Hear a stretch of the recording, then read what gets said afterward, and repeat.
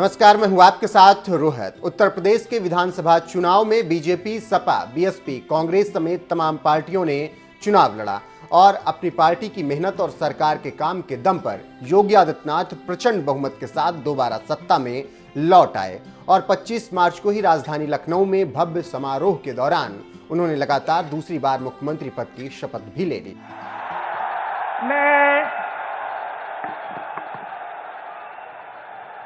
मैं आदित्यनाथ योगी ईश्वर की शपथ लेता हूं कि मैं विधि द्वारा स्थापित भारत के संविधान के प्रति सच्ची श्रद्धा और निष्ठा रखूंगा। मैं भारत की प्रभुता और अखंडता अक्षुण्ण रखूंगा।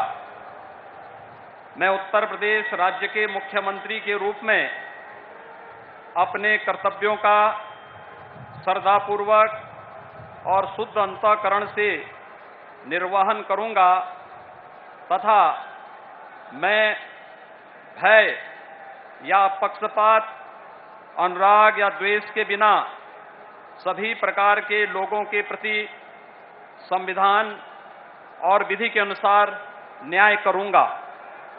मैं आदित्यनाथ योगी ईश्वर की शपथ लेता हूं कि जो विषय उत्तर प्रदेश राज्य के मुख्यमंत्री के रूप में मेरे विचार के लिए लाया जाएगा अथवा मुझे ज्ञात होगा, उसे किसी व्यक्ति या व्यक्तियों को तब के सिवाय जबकि ऐसे मुख्यमंत्री के रूप में अपने कर्तव्यों के सम्यक निर्वहन के लिए ऐसा करना अपेक्षित हो, मैं प्रत्यक्ष अथवा अप्रत्यक्ष रूप से संसूचित या प्रकट नहीं करूंगा।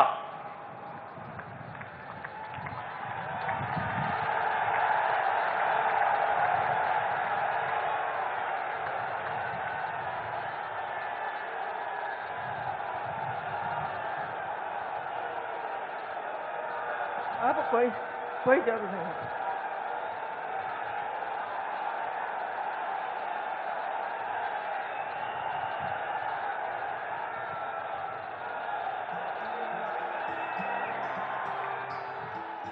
कहते हैं एक अच्छा नेता वो होता है जो अपने विरोधियों का भी सम्मान करना जानता हो। यही वजह है कि चुनाव में भले ही विरोधियों के खिलाफ मोदी से लेकर योगी तक तमाम नेता जोरदार हमला बोलते रहे हों, मगर चुनाव बाद अगर विरोधी भी चुनाव जीत जाते हैं तो मोदी उन्हें बधाई देना नहीं भूलते। इतना ही नहीं, योगी आदित्यनाथ भी भले ही पूरे चुनाव में अखिलेश, प्रियंका, मायावती तीनों पर खूब हमला बोलते रहे हों, मगर चुनाव जीतने के बाद वो विपक्षी दलों के नेताओं को अपने शपथ ग्रहण का न्योता देना नहीं भूले। लेकिन इन नेताओं में से कोई भी योगी के शपथ ग्रहण में नहीं पहुंचा। यहां तक तो ठीक था, मगर यूपी का मुख्यमंत्री बनने वाले योगी आदित्यनाथ को कांग्रेस महासचिव प्रियंका गांधी ने तो एक ट्वीट कर उन्हें बधाई देना भी बेहतर नहीं समझा। सपाई मुखिया अखिलेश यादव ने सीएम योगी को बधाई भी दी तो तंज मारना नहीं भूले और लिख दिया नई सरकार को बधाई कि वो सपा के बनाए स्टेडियम में शपथ ले रही है। सरकार बनाने की नहीं, जनता की सच्ची सेवा की भी लेनी चाहिए। प्रियंका गांधी ने जहां योगी को बधाई देना बेहतर नहीं समझा और अखिलेश यादव ने बधाई भी दी तो ताना मार दिया, जबकि इन दोनों विपक्षी नेताओं से इतर बीएसपी सुप्रीमो मायावती रही, जिन्होंने भले ही योगी आदित्यनाथ को दोबारा मुख्यमंत्री बनने की बधाई देने में एक दिन की देरी कर दी हो, मगर उन्होंने बधाई देते वक्त ना तो ताना मारा और ना ही खिंचाई की।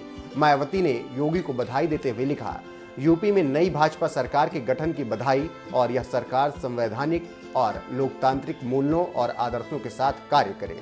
इस ट्वीट में मायावती ने एक विपक्ष के नेता की तरह योगी को सरकार गठन के लिए बधाई देने के साथ साथ संवैधानिक और लोकतांत्रिक मूल्यों के साथ काम करने का सुझाव भी दिया, जो बता रहा है कि राजनीति अपनी जगह है और शिष्टाचार अपनी जगह है। यही शिष्टाचार मायावती ने सीएम योगी को सरकार गठन की बधाई देकर दिखाया है।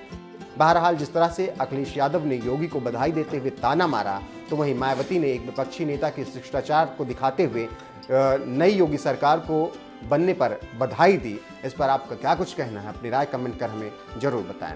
साथ ही लगातार दूसरी बार बीजेपी सरकार गठन के बाद सीएम योगी आदित्यनाथ ने सबसे पहला फैसला कौन सा लिया, आइए आपको दिखाते हैं।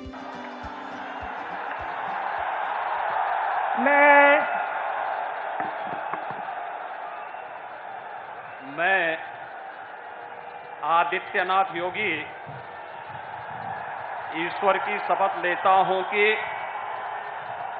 मैं विधि द्वारा स्थापित भारत के संविधान के प्रति सच्ची श्रद्धा और निष्ठा रखूंगा।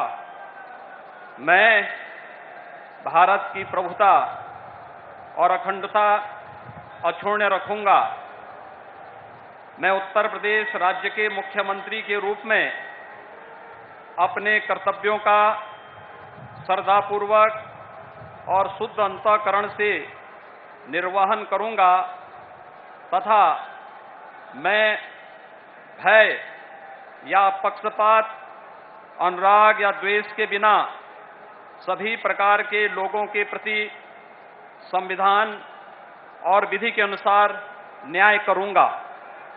मैं आदित्यनाथ योगी ईश्वर की शपथ लेता हूं कि जो विषय उत्तर प्रदेश राज्य के मुख्यमंत्री के रूप में मेरे विचार के लिए लाया जाएगा अथवा मुझे ज्ञात होगा, उसे किसी व्यक्ति या व्यक्तियों को तब के सिवाय जबकि ऐसे मुख्यमंत्री के रूप में अपने कर्तव्यों के सम्यक निर्वहन के लिए ऐसा करना अपेक्षित हो, मैं प्रत्यक्ष अथवा प्रत्यक्ष रूप से संसूचित या प्रकट नहीं करूंगा।